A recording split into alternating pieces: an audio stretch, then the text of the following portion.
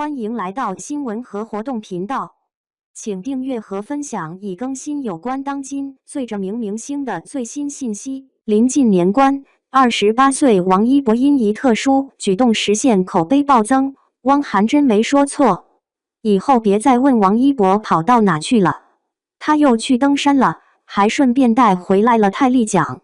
他这回跑去攀冰，结果直接成了冰川保护的带头人。原来王一博这300多天没露面，是忙着干大事情呢。不过再嘚瑟也得回内娱。这不，快过年的时候，王一博又卷了回来。没想到，就一个动作，居然意外的成了大家关注的焦点。不走寻常路，天地无茶，但我在乎。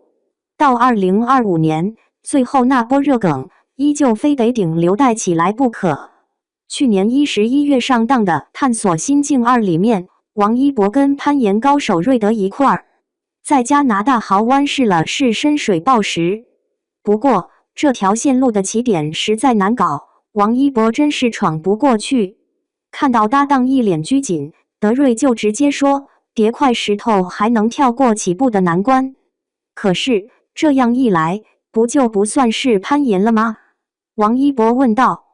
德瑞一下子明白了，直接说没人关心这个。王一博可不一样，他立马回了句我在乎。不过这段聊天没有放到主片里，而是在幕后花絮里出现了，但一播出就引起了不小的轰动。网友们都纷纷夸王一博是真挺纯粹的，也挺会自我反省的。一想到过去像这样的事在王一博身上其实也没啥新鲜的，这点儿连他挑项目的时候也能感受到。其实啊，大家都清楚，王一博这个人真是个不按常规出牌的大明星。他加入并发起的探索心境早就让网友们感到挺惊讶的。在这个综艺里，王一博竟然去冰川上深海底玩，还在沙漠待了几天呢。网友都笑说，别人参加节目的花钱，他却是拼命。可不是吗？他这一出，把老板杜华都吓得差点站不稳。录节目的时候，杜华还坦言自己全身冰凉发抖。最热闹的时候，连粉丝们也都纷纷安慰自己，活着就行了吗？不过富贵险中求，最终王一博凭借探索心境拿下了第46届泰利奖。要知道，这可是被人称作美国电视圈的奥斯卡呢，不仅价值非常高，门槛也得挺高。拿到这个奖项，纯属王一博对自己热爱的那份执着和担当。不过，这股勇于冒险、奋不顾身的精神，也曾让他经历过让人心跳加速的瞬间。2025年跨年晚会，王一博应邀登台献艺。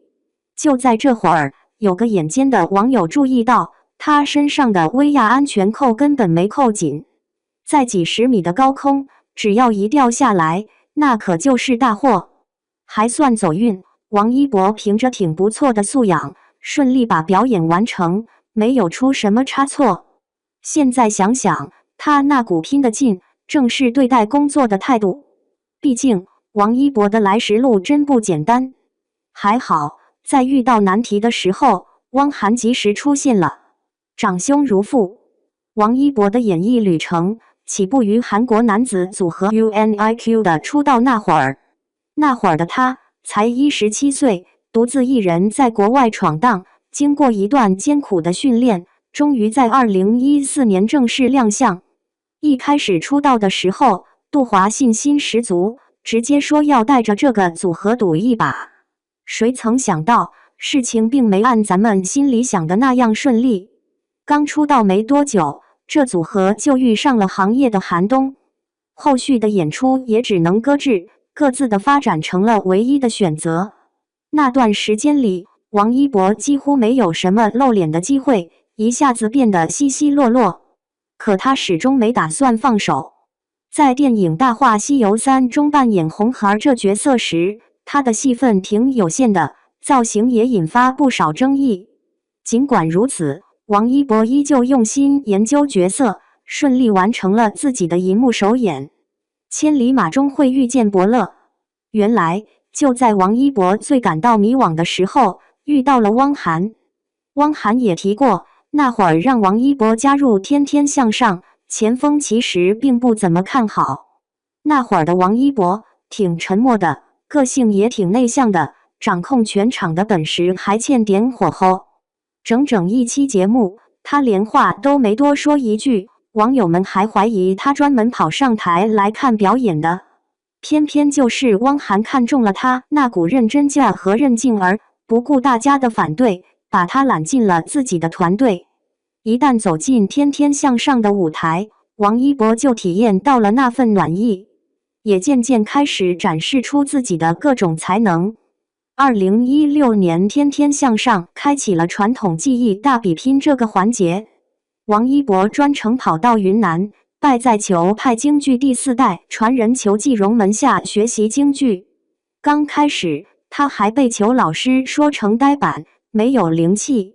可他没灰心，反倒勤练不辍。最后他表演的出色，得到了裘老师的肯定。现场那会儿，王一博还被杨丽萍夸了一句呢。